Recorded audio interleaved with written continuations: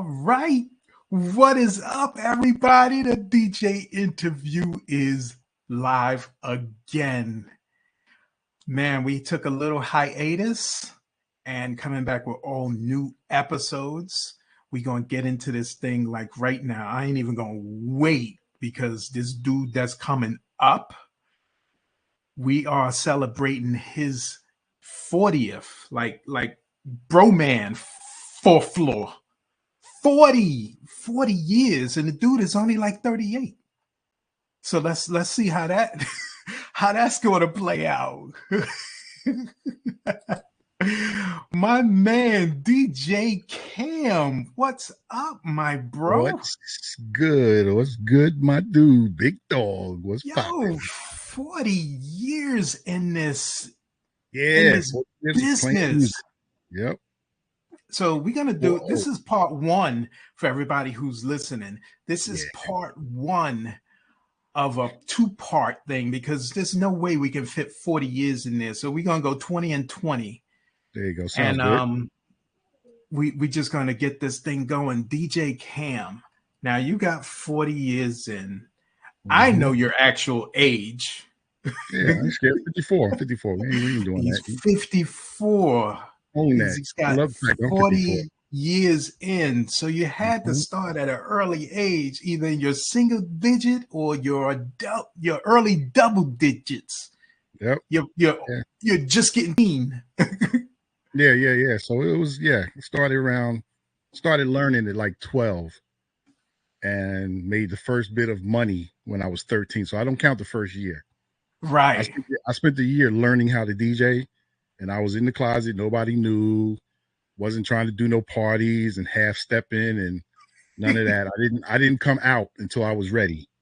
You know what I mean? Like I didn't come out and wasn't sure of how to play records and things of that nature. When I came out, I was ready to DJ and start doing this. So I spent a year just perfecting the craft, the physical part, just learning how to do everything and working the equipment, hooking up the equipment, what equipment you needed, what equipment was better than other equipment, what was attainable equipment, what was equipment I wanted to get that I couldn't get because financially I wasn't ready. So all that was being done in that first year, but I don't technically count that year. I just count the year. I figure as a being a professional DJ, you become professional once somebody pays for your service. Not Right. because you offer it. You offering it doesn't mean you're professional. It just means you're very anxious and want to be out there and want to be seen. Right. That doesn't make you professional. I hear a lot of cats saying, "Yeah, I did a lot of parties with people and I did them for free." And I'm like, well, technically, when you did it for free, you wasn't professional. No one paid you. You was just hungry to get out there so people could see you, so maybe the money would come. You know what I'm saying? So that's how Yeah. that works. No disrespect, but just calling it what it is. When you get paid, now you're a professional. It's a difference of being Exactly. also. That's been the theme of this whole DJ interview. You didn't start DJing until you got paid. There you go.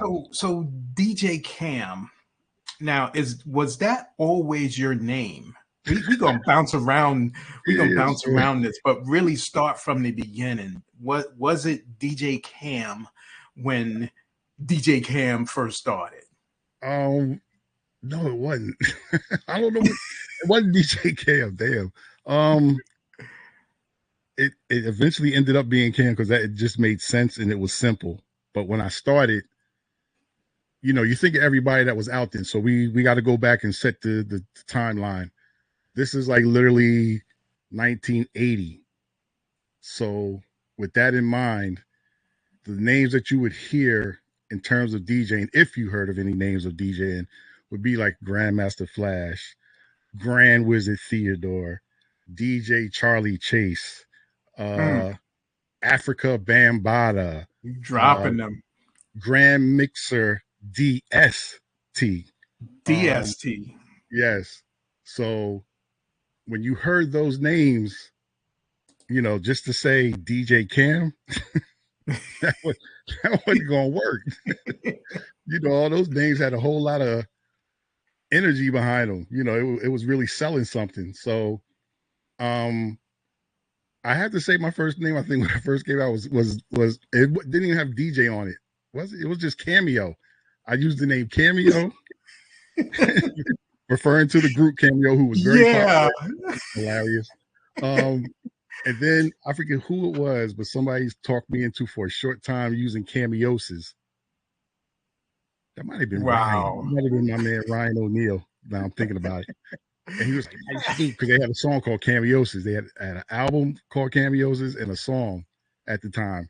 He was like, "You should do not Cameo, you should go Cameosis." So that ran for about a good maybe summer or something. 2 months. And yeah, then the DJ Cam thing came, and then I had another little wave of a name change some years later. This is into the time of the Jazzies. So somebody is saying Kazzy Cam. Probably told you somebody else. So you had the Jazzy Jeff, the Jazzy J. There was a Jazzy J in Philly, and there was also a Jazzy J, original Jazzy J in New York, in the Bronx. Yeah. So someone one day comes up with the great idea of putting the K where the J is, Kazzy Cam. So I went with the DJ Kazzy Cam for maybe 2 summers. Yo, that's hilarious. Oh my God, it's so fun. I can't see who said it. Somebody remembered. Hey, if you're watching live, say what's up to Cam in the chat. Say what's up, DJ Cam, Kazzy Cam, Cameo. Cameosis. Cameosis. And what's funny, if I really was able to go through my records, there was a time where I actually this is a time where you would still put your name on records. This is when you would be DJing with different people. Right. So you would be in the habit of even marking your records so people didn't know what they were. Or you put your name on them so everybody knew whose was what. Because you would do parties and cats coming with their own records, so you didn't want stuff to get mixed up or what have you. So I know I have records where it literally says Cameo on it. I know I have records that say Cameosis. I know I have a handful that say DJ Kazzy Cam on it as well.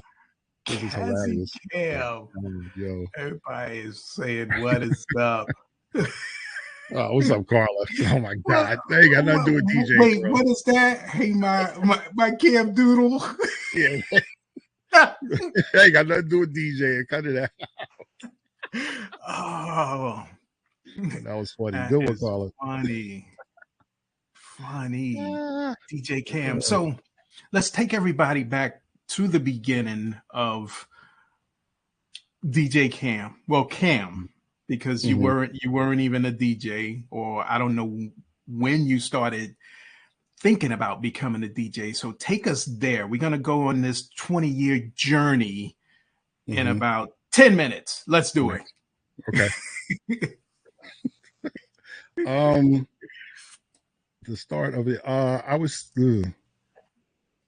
always big on radio, more so than television, at an early age. So I would listen to the radio more than actually watch TV shows. So I was in New York at the time, so I was listening to like Kenny Spiderweb, Frankie Crocker, of course, Fred Buggs, better known as Bugsy now. But when he first came, I remember when he first came on BLS, like he was the new guy, and that's just how they said it. We got the new guy, Fred Buggs. Lamar Renee. She was on like middays. So at that time, I wanted to do the radio thing, which was be on the radio and do what they do, which had nothing to do with the, jigga jigga wooga wooga, because I'd never heard of that at this time. So this is like early mid 70s. So I was always just into the whole radio thing. I was like, what? I want to do what they do. I want to be that person inside of the radio and control the music, but not having a clear idea of how that worked, but wanted to do it. And then as time went on, not calling that DJing, because I didn't even know that phrase at the time, but just wanting to be on the radio. So I guess that's the best phrase for it. Then I heard a mixtape, not it being called that at the time. At least I didn't recall that. But it had cats rapping on it. And it was tape with the Furious 4, Grandmaster Flash and the Furious 4. I think the flip side had what you call it, Funky 4+1, DJ Breakout and DJ Baron. And that was just totally different from what was being played on the radio. Yeah. Still didn't understand what that was, but it was very, very different. And I was very interested in it. Like, what is this? Like, what is this? Like, these different dudes are rhyming. They're not singing. They do a little harmonizing, but you could tell they weren't like professional singers. They wasn't sounding like the Shy Lights or the Delphonics or nothing. Right. They were harmonizing. All the words kind of matched up and da-da-da-da. And these different beats are being played in the background. You could tell it's not a drummer, you know. So I was kind of like bugging off of that. Once again, not having any visual. All this is just hearing it off of a cassette tape. So just studying the tape, listening to the tape. Then you start noticing them mentioning another person who's not saying anything. Mm-hmm. You know, Flash is fast. Flash is this. Flash is on the beatbox. What the hell is a beatbox? And why ain't Flash talking? Why don't Flash rhyme? You know, these are things that I'm saying to myself. But they're talking about him constantly, bigging him up the whole time. Like, you know, Flash, he's the fastest. Flash is faster. And Flash one time and whatever they were saying. So I started being curious of who he was. Yeah. I said, who is he? What does he do? You know, once again, no visual. I have nothing to see. All this is just the audio. Right. So I'm caught up in that, still wanting to be, you know, Frankie Crocker, things of that nature, blah, blah, blah. And I said, this is what I want to do. I want to be involved in music. I love music. My mom was big in music. My mom used to sing, wrote songs. She even had a record out way back in the day, cut a demo and everything. So that was kind of naturally in me. Yeah. And then I even found out my dad DJ'd for a little bit, or whatever their version of DJing was, where they would have parties and he would be the one putting the 45s on. Wow. My dad told me he did that for a little, you know, a couple parties or whatever. I was like, in my mind, I said, well, that was DJing, you know. I don't know what it was called then. You know, we were talking like, you know, 60s or whatever. But bottom line, you know, I don't know what Dick Clark was referred as, or the Geeter with the heater, but those cats were, you know, those were those type of cats. Like, everybody wasn't Grandmaster Flash. That wasn't what cats were doing. But I just knew I wanted to be a part of that, and I just had to figure it out. So as I was getting older, starting to see things, then it was starting to come together. You know what I'm saying? But I just, in the very beginning, I had no visual. Everything was just what I heard. I didn't see no MC rhyme, didn't see a DJ, but I was like, yo, I love this, you know, the sound of it and everything. And this is all before records. This is all before the Sugar Hill Gang and all that stuff. Like, none of that. And even when that came out, there was still no visual in the very beginning. You know, even when Rapper's Delight, you know, finally came out. Right. But that's where I was at. I was just locked into that, trying to figure that out, being, you know, 11, 12, you know, creeping into 13. Just like, I want to do this, but damn, I don't even know what it looked like. But I want to participate somehow. I said, I can't rap. I know I couldn't be a rapper, because I knew I didn't have the too shy to maybe stand in front of people like that. So I said, I know I can't do that. And then I think I tried to write a rhyme, which was like terrible idea. I think I'm still working on that rhyme. Still working on that same rhyme 30 years later. This is like a quick 4-bar. Like, if I was one of the Furious 5, you know, they just wrote rhymes in little segments. I still ain't wrote those 4 bars yet. I'm still working on it. So yeah, I knew that wasn't going to happen. So I was like, you know, it got to be something with the music. Later on, finding out it was the DJ part. But like I said, at that time, I had no clue and didn't know how it functioned, how it worked, or anything. But I was very intrigued by it and drawn to it and wanted to do it. So that's like the beginnings of everything. And then everything started to pick up as I started to see things, hear things more, talk to older cats. My cousin Tyree, who kind of guided my ship through that whole process. Right. Was giving me information because he had hands and eyes on everything. Because he could rhyme and he DJ. So he had his hand on both. So he was my eyes and ears for maybe like 2 years with the whole hip hop thing, like real talk. That's that rare in a DJ where you could rock the mic too. Oh yeah, definitely. That is a skill set. So now you're getting ready to start this journey. You already decided this is what I want to do for a living. Locked and loaded. How old were you before you got your own equipment? And then let's step back a little before that. How old were you before you were able to get on somebody else's equipment and they not kind of like shoo you away? That was my cousin Tyree, his equipment. He was the one. But he didn't want me on his equipment. But I was determined. He would go out, hang out, do whatever. I jump on the equipment, turn it on. I didn't even know when I say I didn't know what I was doing, I didn't know what I was doing. Turn it on, I'm messing with stuff. He come back.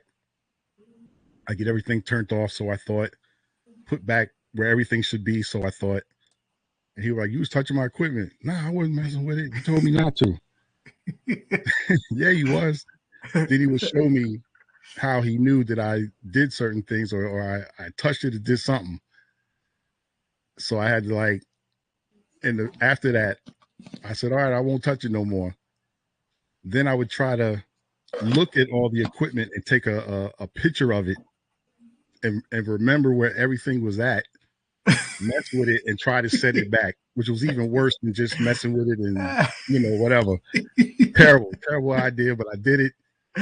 Me and him would get into it. He wrestled in high school. So now we fighting and tussling. He's practicing wrestling moves on me and, basically he's like 5 years older than me. So beating me up, thinking that would be enough to keep me off. Wasn't. We'll go right back, mess with it again. I just got to wrestle with Tyree. So what? Who cares? Me and him get to fighting, do it again. Got to wrestle with Tyree. So what? Do it again. Then he just got to the point. I'm going to show you he never said I'm going to show you how to DJ. So I'm going to show you how to turn the stuff off and on so you don't tear up my stuff. That's all he was worried about. He showed me how to work all the equipment, not to learn to be a DJ, just so I wouldn't tear up his DJ equipment. Because I wasn't going to stop touching it. So that was my beginning. Him teaching me turntable, the mixer, the speakers, the treble, the bass. Don't turn that up too loud. The main volume, the left and the right channel, the headphones, all that stuff. So he taught me the lay of the land, and he would tell me I could play records. So keep in mind, I still had no visual. So I was like saying to myself, what else am I going to do? That's what I was doing on my parents' DJ set. I would just play records. You know what I mean? Like, yeah. Okay. So that's what I was doing. I would play records, had the headphones on, just listen to them in the headphones. And it sounded a lot better that way on his set than what it did on my parents' setup. Because it was, the DJ stuff was kind of sound was a little more boosted up. You know what I'm saying? Yeah. And so I'm doing that. Then I start asking him to show me what it is that he does on it. He's kind of slow on it. He's not rushing to show me. Then he starts showing me little stuff because I guess he saw the energy in me of wanting to learn. So he's showing me the basics. He told me the basics of how to work everything and not destroy nothing. Got that down, mastered that. Then Tyree had met up with DJ Woody. That's when